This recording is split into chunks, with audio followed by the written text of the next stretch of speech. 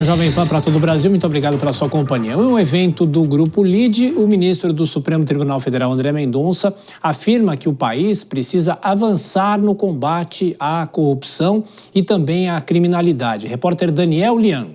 O Brasil está doente. Esta foi a frase utilizada pelo ministro do Supremo Tribunal Federal, André Mendonça, quando se referiu à crise de segurança pública no país ao apresentar indicadores do Banco Mundial. Nós estamos doentes e enfermos. Só não nos demos conta.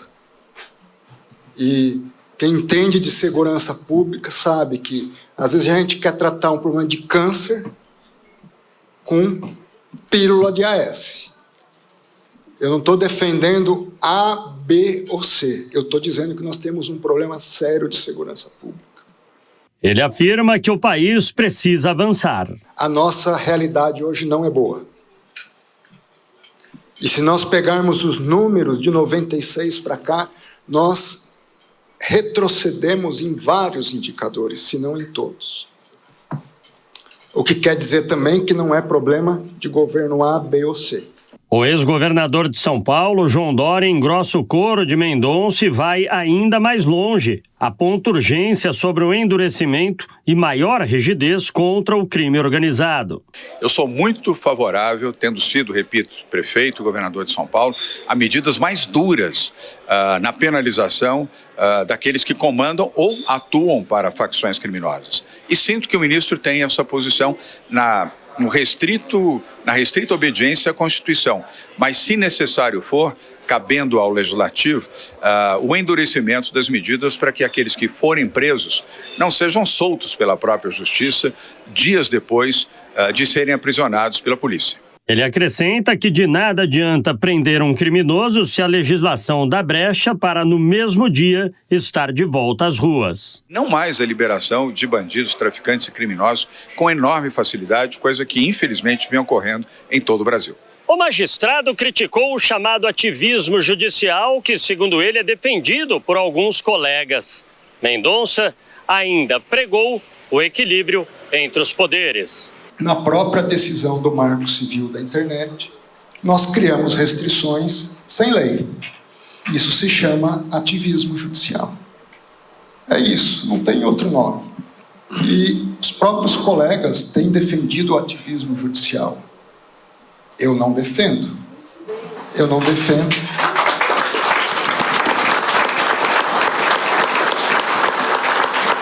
E não defendo porque a Constituição não me dá esse direito. À luz do artigo 5º e à luz do próprio artigo 2º, que coloca 3 poderes independentes e harmônicos. O ministro falou também sobre insegurança jurídica. Se nós estamos precisando falar de segurança jurídica, estamos precisando, é porque nós vivemos um estado de insegurança jurídica. Porque onde há segurança jurídica, a gente não precisa ficar falando toda hora de segurança jurídica. André Mendonça enfatiza que o Estado tem que incentivar a livre iniciativa para fortalecer o desenvolvimento econômico. Bom, Cristiano Vilela, o ministro André Mendonça volta a levantar a velha discussão dos últimos anos aqui no Brasil sobre o ativismo judicial. Ele não cita nenhum ministro, mas se fala, tem gente lá na corte que defende isso. Vilela. Pois é, Tiago, e o que chama atenção é um membro do judiciário que faz essa colocação, que faz essa constatação e que aponta o dedo para esse fato.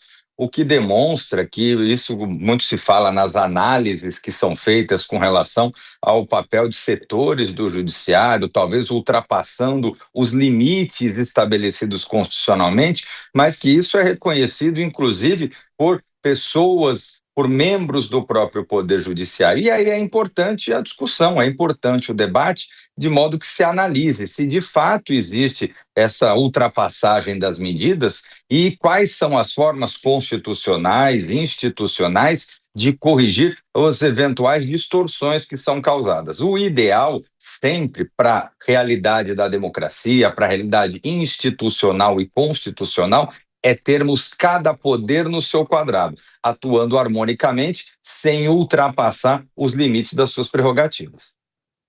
O meu caro Acácio Miranda, de qualquer forma, essa discussão é uma discussão que já permeia muito o judiciário, há muita reação popular contra o próprio Supremo, e o ministro André Mendonça fala do tal do ativismo. Mas será que a opinião pública entende efetivamente o que é isso?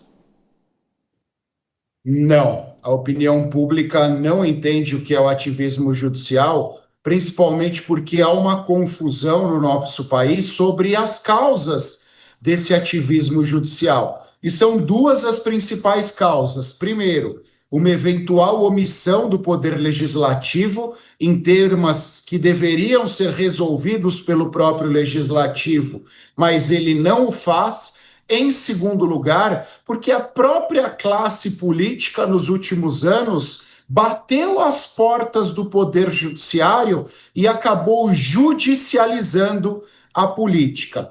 O Vilela bem disse, eu concordo com ele, eu acho que há excessos por parte do Poder Judiciário. E não é só do Supremo Tribunal Federal.